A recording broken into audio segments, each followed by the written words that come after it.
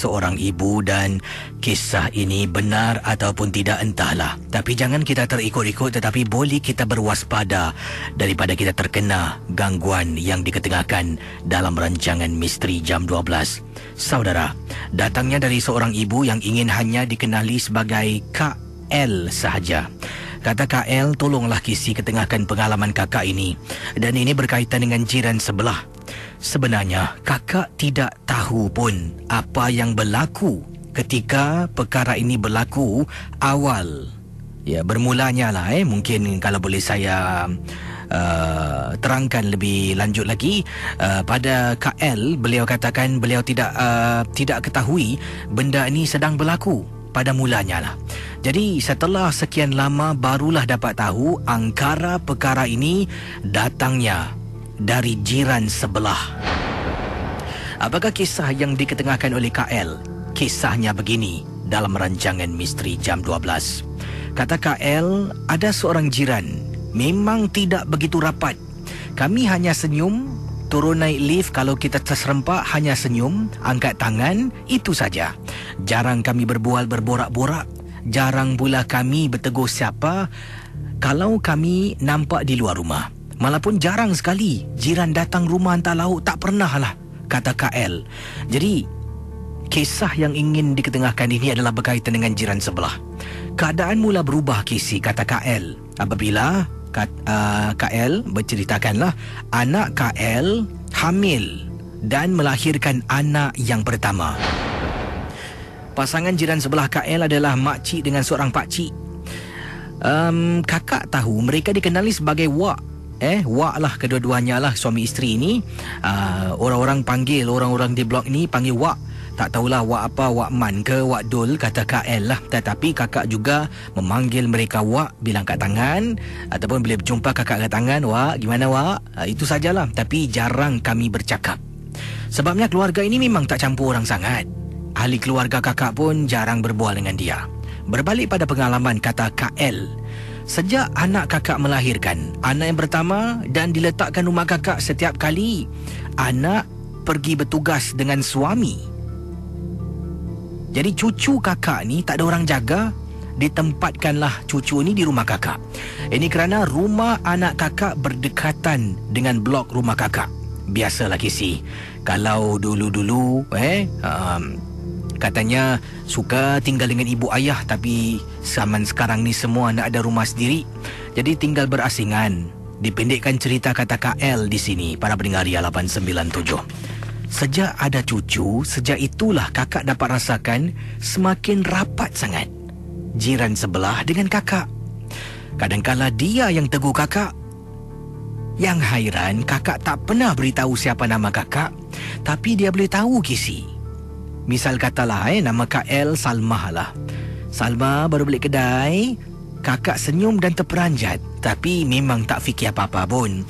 Maklumlah hidup berjiran, mesti dia dapat tahu nama kakak mungkin dari jiran-jiran yang lain, kata KL. Jadi mula dari situ kita mula berbual, dan dia kadang-kala masak lauk yang sedap, dia akan hantar rumah kakak.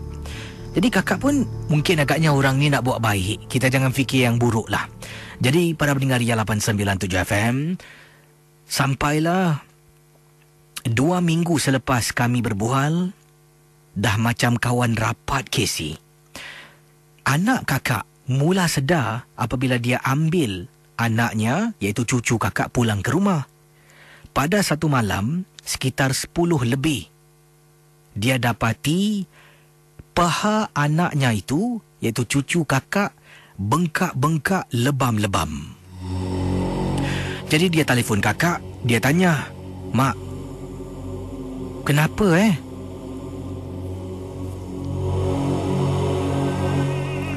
paha Saiful lebam-lebam, bengkak-bengkak?" Tanya anak pada kakak. Kakak tanya, "Bengkak?" Tak ada apa-apa pun." "Betul mak, bengkak mak, blue black besar mak." Jadi kakak pun rasa tak tentu arah. Kakak kata tak apalah, besok nanti hantar mak tengokkan. Jadi bila dia hantar, kakak terperanjat, Kisi. Betul Kisi, betul-betul celah kelengkang cucu kakak ni bengkak besar. Sebab itulah budak ni menangis kadang-kala tak henti-henti. Jadi kakak pun tak tahu kenapa ni. Tak apalah, nanti bawa jumpa doktor. Doktor cuma mengatakan itu darah. Peraliran darah tak betul. Jadi mungkin agaknya darah beku dekat kawasan itu. Baiklah. Jadi hantar balik rumah kakak. Anak-anak pergi kerja. Keesokan harinya badan Casey ada 2 tanda lebam di badan anak kakak. Bila nak mandikan kakak terperanjat. Kata Kak El, Casey, kakak mula syakwa sangka yang bukan-bukan dalam rumah. Masih belum lagi fikir tentang jiran sebelah, kata Kak El. Jadi mungkin dalam rumah ni ada benda yang tak kena ni. Jadi Casey, bila cucu kakak sedang tidur, kakak solat hajat. Solat hajat. Kakak biarkan cucu dalam rumah tu. Anak tak ambil cucu, kakak kata tak apa, biar mak jaga. Sedang solat hajat dah habis selesai. Beberapa hari kemudian Casey, cucu kakak tak henti-henti menangis. Bawah Casey ketiaknya bengkak. Badan kaki semua lebam-lebam Casey.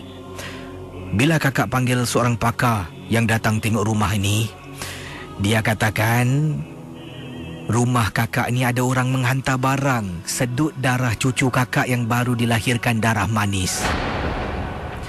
Jadi dia kata, tak apalah, malam ni awak hantar, jangan jaga anak awak. Tapi saya akan buat sesuatu.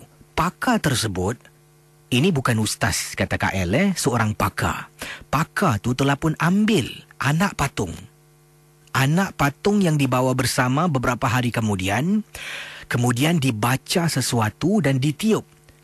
Misal katalah ni, tak tahulah dia baca apalah, tapi misal kata, macam diserulah. Kemudian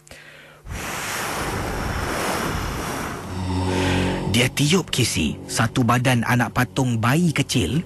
Kemudian dia kata, awak tolong malam ni jangan tidur dalam bilik. Malam ni biar bayi ni tidur di sini. Iaitu anak patung lah, bayi ni biar diletakkan atas katil. Boleh Kemudian saya nak awak dalam bilik, awak baca benda ni. Jadi kakak buat Casey apa yang dia suruh. Kalau ada apa-apa mencurigakan, awak telefon saya akan datang segera. Para pendengar Ria 897, bayangkan, malam tiba sekitar pukul 2 lebih pagi. Kak El rasa tak sedap hati. Kak El mula baca apa yang disuruh oleh pakar tersebut. Bila baca dan baca, Kak El tiba-tiba dapat bau benda yang busuk macam bau bangkai datang dari dalam rumah. Casey, bila Kak El bangun keluar dari bilik satu lagi ni, menuju ke arah bilik Kak El, alangkah terperanjatnya Casey.